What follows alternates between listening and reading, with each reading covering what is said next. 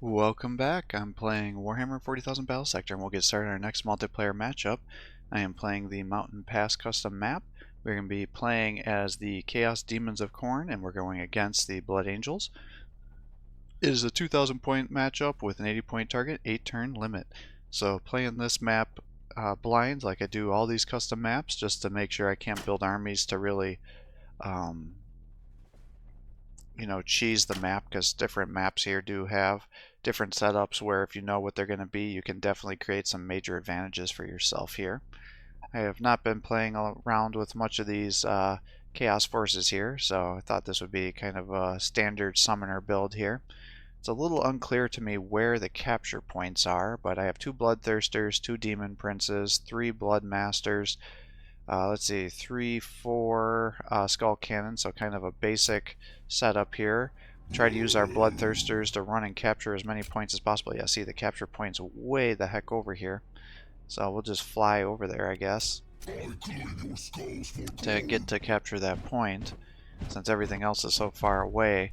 Now what I don't know is, with these different elevations and things, is this gonna significantly affect the accuracy of my ranged units or not. I'm not sure how that's going to work, and I should be able to capture this point all the way over here on the first turn.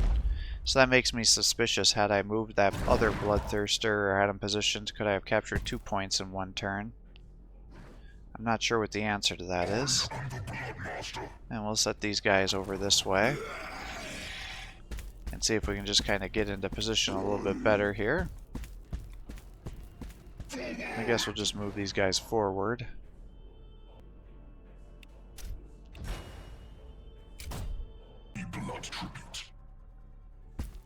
Now this is kind of a funny map. As you'll see at the end, it has a very unexpected ending.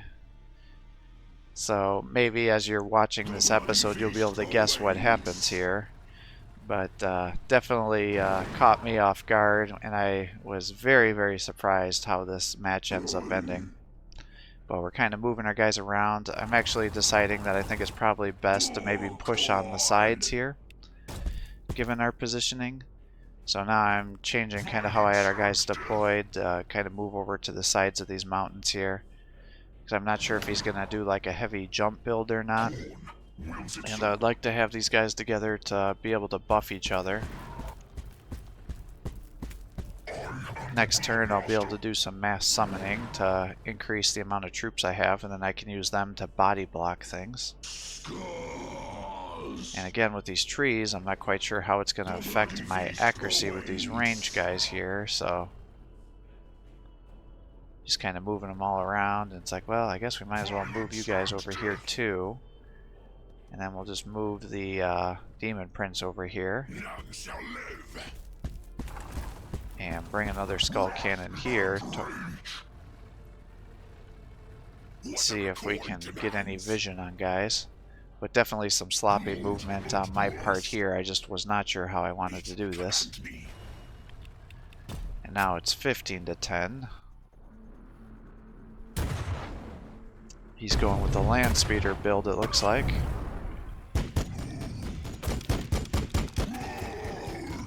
That is pretty effective build against the forces of chaos, assuming you're able to kite the units effectively.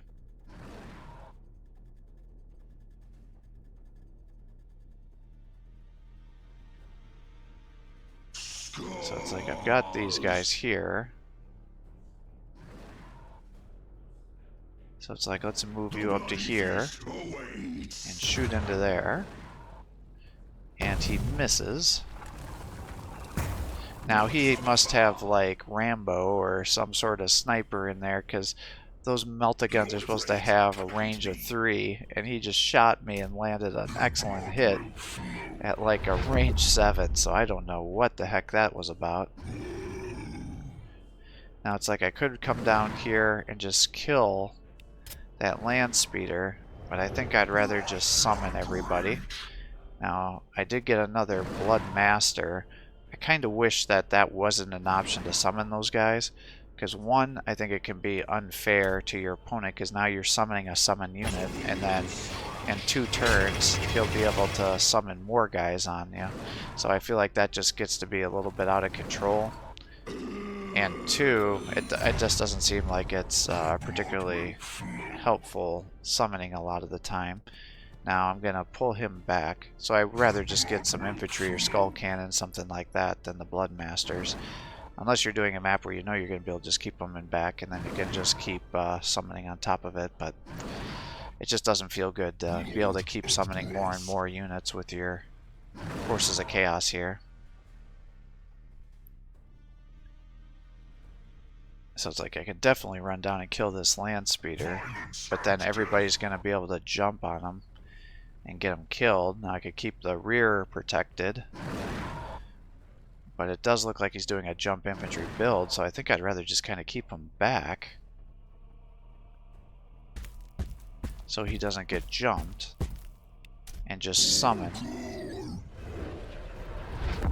and have these guys try to body block these points. Now he does prudently have the heavy flamer set up here, so he'll definitely be able to kill any infantry that are coming out.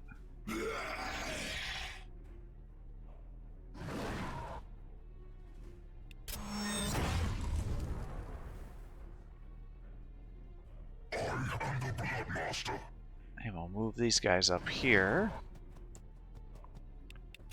and start summoning more guys.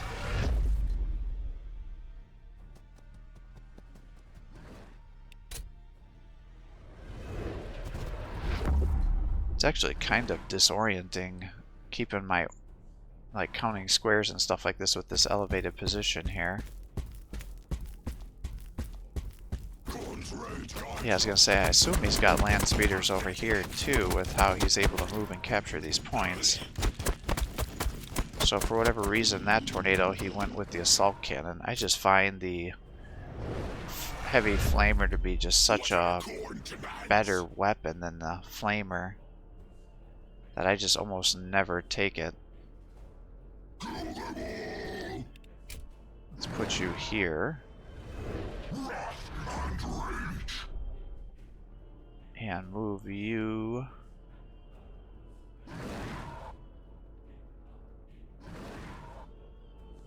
over there, I guess. Forward, blood for the blood god.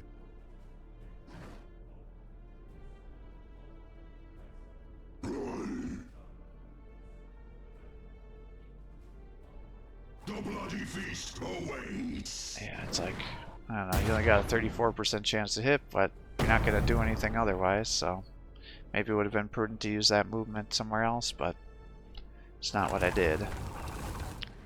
Bring you over here.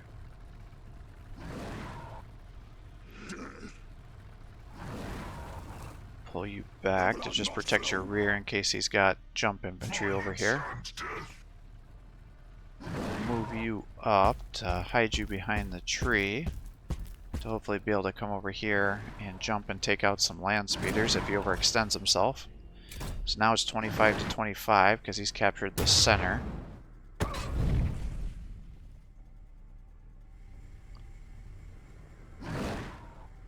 And it's actually an interesting option there to debuff his evasion.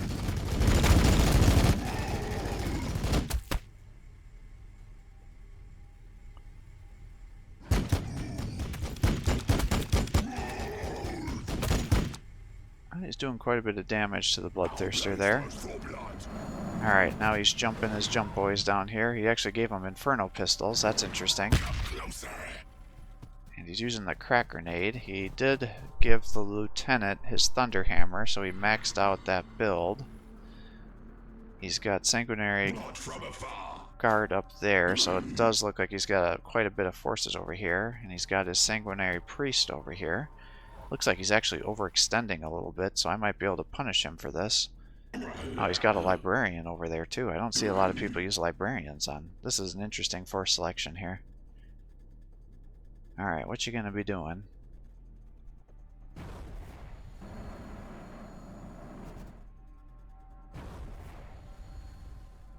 Looks like he's trying to focus down my skull cannon here. I think that's his #1 priority. I don't know if that's the most cost-effective thing to be doing right now because he's got the damage reduction going, but maybe he can't reach my other guys and he just wants to engage. I bet that's probably what's going on. Oh my god, he's pulling them even farther forward. That's a nice little gift to me.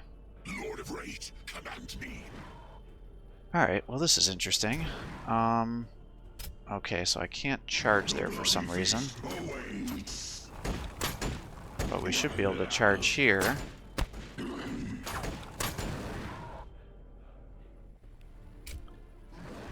Path is not direct. I don't understand. Why can I not charge? Feels like it should be in range. I guess we'll charge into these guys instead. Oh shit, they have infernal pistols though. Ah, that was a lot of damage I just took unnecessarily. Oh, dang it. Now, I would like to buff this guy. Now, it only gives him 5 melee accuracy.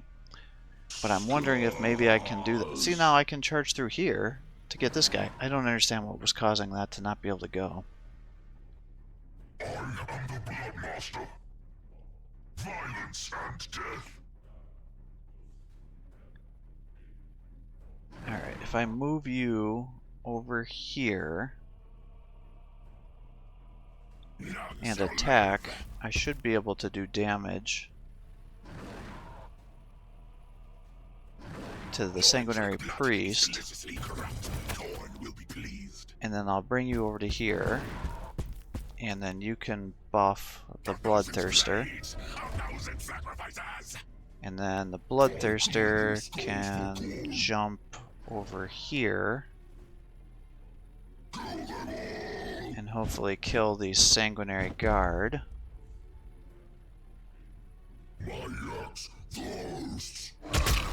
Alright, good. Now I could kill that last model. I could do this, which would get rid of momentum, but I don't know if he really has any momentum.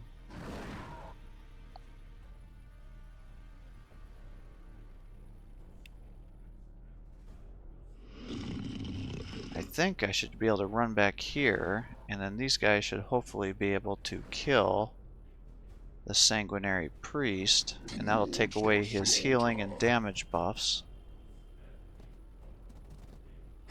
Yeah, so he's down. Good. Now that Lieutenant with his Thunderhammer will easily be able to kill all those guys. I can't charge there, but I could charge through these land speeders. I could also just charge here and kill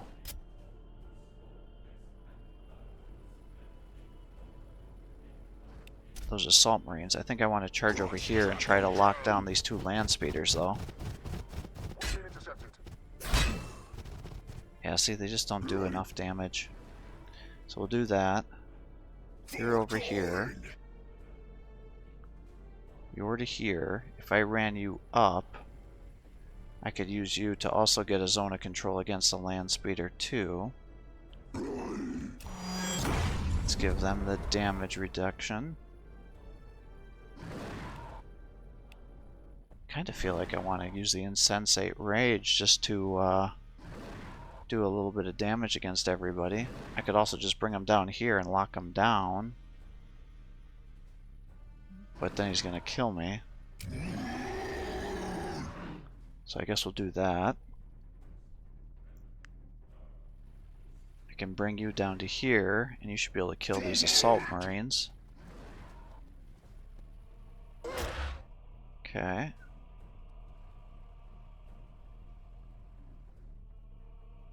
And then hide you behind the tree. Wills it so.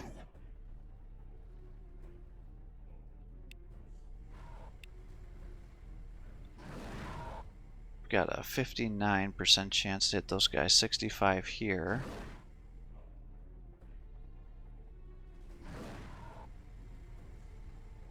How about if I move over one? That gets it up to 59, same thing. But hit everybody, so that works. So let's move you up. with the hope that you can do some charge attacks the following turn. I am the Blood Master. And then maybe I even move these guys up with the hopes of being able to engage some of these guys. Violence and death. And then I can bring you up to here and hopefully lock down that land speeder. Lord of Rage, command me.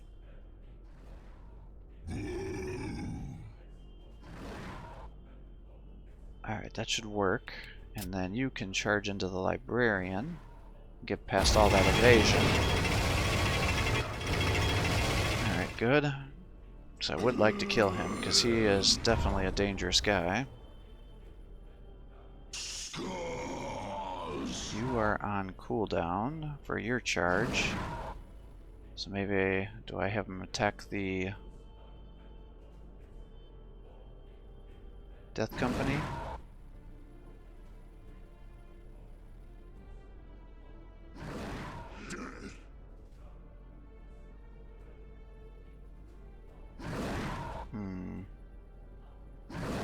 I think so, right? Is there any reason I don't want to do that? I don't think so. And then I can start moving you up this way. The bloody feast awaits. And then these guys are over here.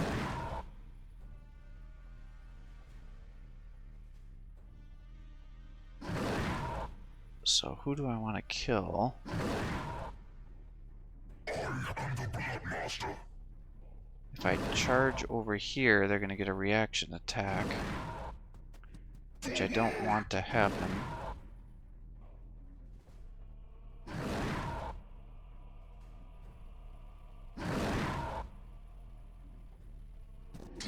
Run those guys down here. We'll buff everybody here. You can start working on the tornado before that flamer gets to attack.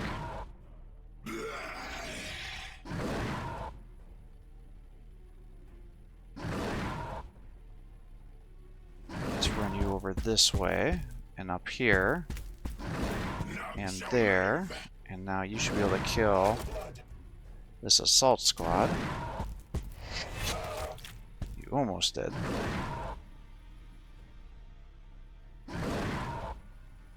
If I move you up to here, then you should be able to attack both the Death Company and the tornado.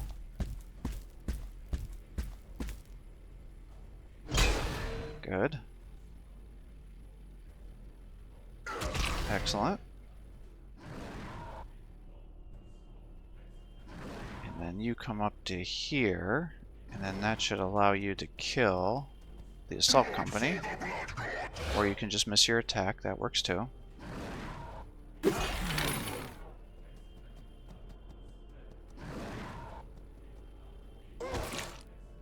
Alright, so he's down. And I can move him up one. And then that will allow you to lock down the Death Company. You can turn this way so the Librarian doesn't get rear attacks on you. Violence and death.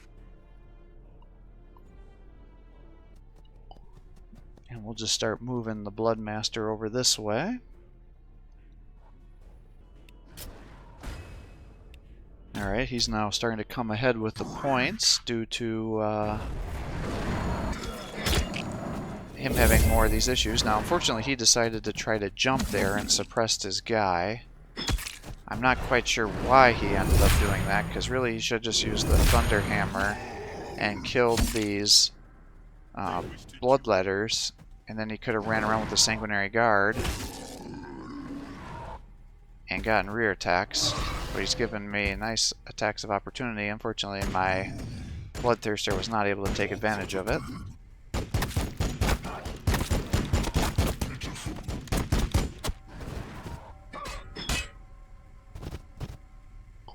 Alright, so that's good zone of control damage there. He's still focusing down the guys that are in the open here.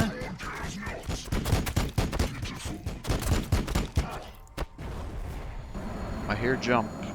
Alright, so he has got more of his assault boys. Oh my gosh, really? Dude. That's great. Alright, and they're coming down.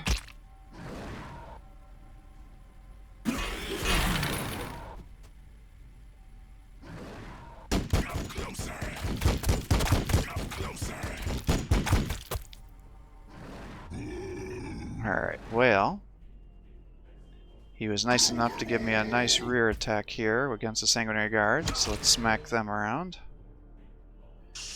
And then you're here, so let's have you come in and kill the lieutenant. And you are here, so we'll have you run up here and take out that Sanguinary Guard. And maybe even take out this Sanguinary Guard.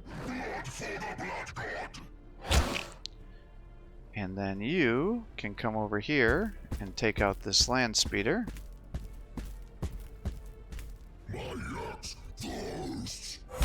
And he's down. We're starting to move you into a position to be able to take that point back. Have you shoot into this assault squad and miss.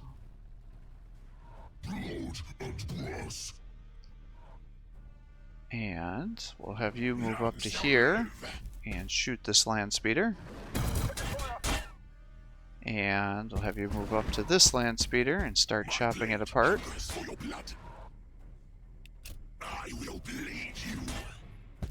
And you can attack here. And he's down. And then next turn you should be able to capture that point. These guys can start shifting to the left, given that we've got this on lockdown. And I wonder if any of you guys are predicting what's about to happen here. So we shoot there, we fail our attack. But I do bring you over here, kill this guy.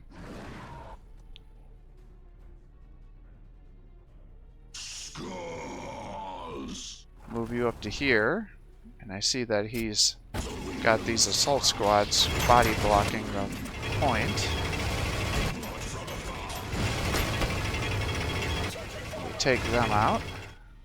He's got one left because it only has 4 splash.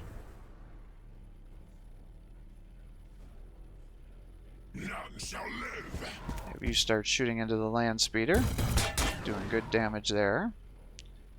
Get some rear attacks into the assault marine or death company, and you can surge and get the kill here. He's down, and I guess we'll just start shooting, or not shooting, but slicing down this assault company here.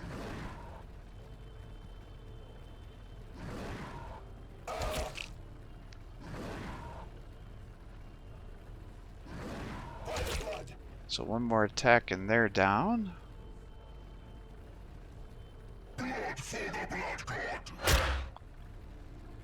Now we just need to run over and take this point.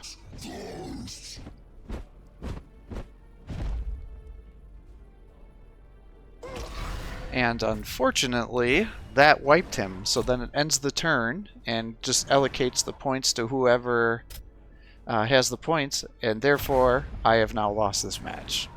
So I should have dragged the match out another turn since I didn't capture those points. I forgot that's how this mechanic works.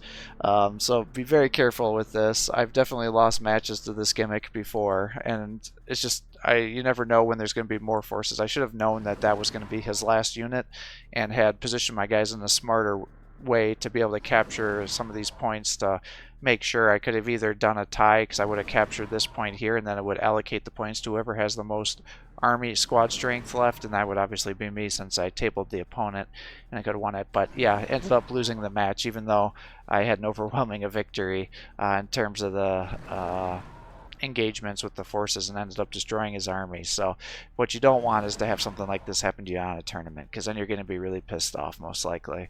But overwhelming victory for our in our advantage here, even though we ended up losing the match.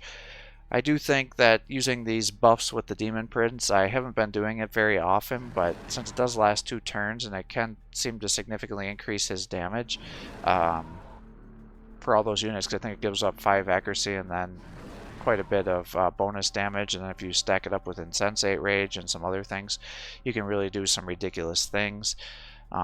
I almost wish the accuracy went up a little bit more and maybe the damage went down a little bit.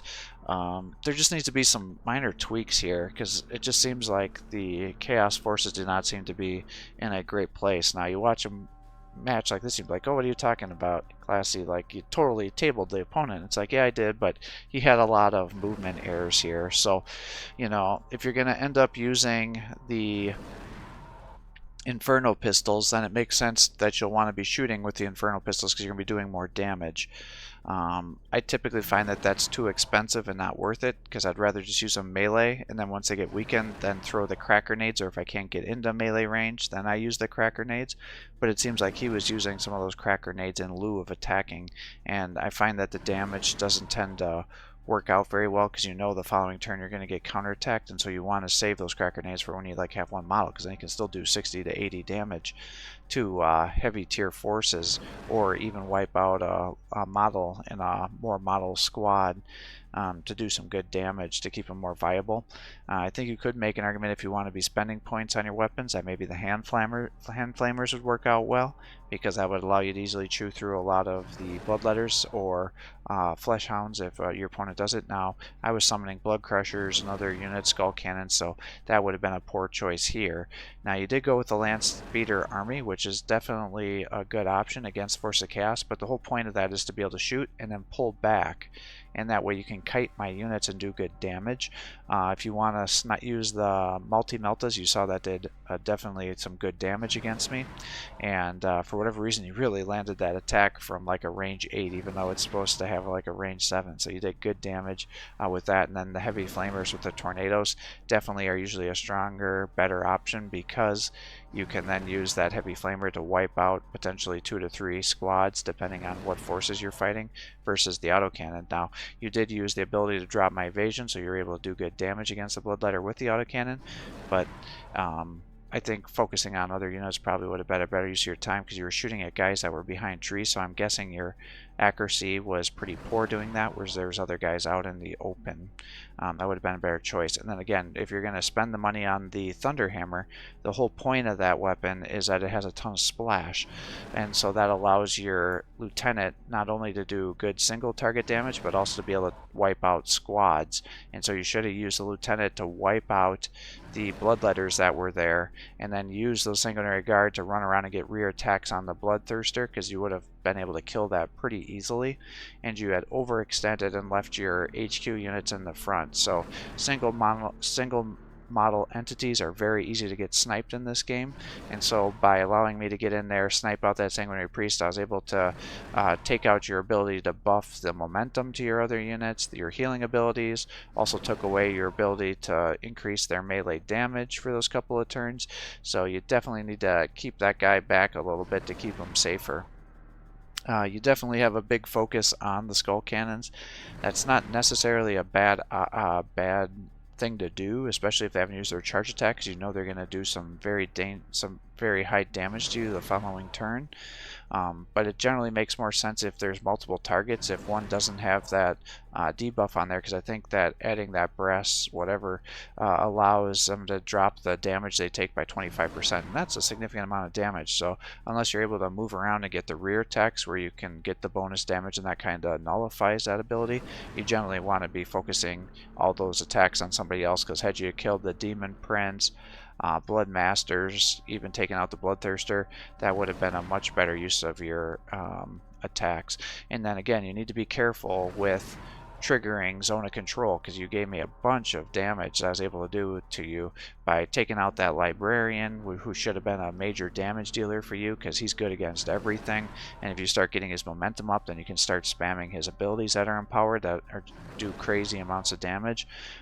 So he's definitely a very good unit, but he's a little bit pricey, but that's because he has the potential to do crazy amounts of things for you. So just be more cautious with your movements here, and try to get rear attacks when you're doing it because you get bonus damage. You don't have to worry about the counter attacks, and you want to use your melee guys to lock guys down with their zone of control. So if you try to move, then you'll get those attacks if I try to escape, instead of you trying to move through my zone of control, because as you saw, that killed your librarian, did 150 some damage there, allowed me to get some model kills on some of the other things that you were doing there. So just be a little more cognizant of that when you're playing these matches, because I think that'll work well for you. But I think we did a couple matches, and I find that you're triggering and trying to walk through those zone of controls a lot of times. Sometimes you get away with it, but with the amount of times that you're doing it, it's definitely causing you to suffer a lot of extra damage, which then makes it easy for me to take you out. So fun map.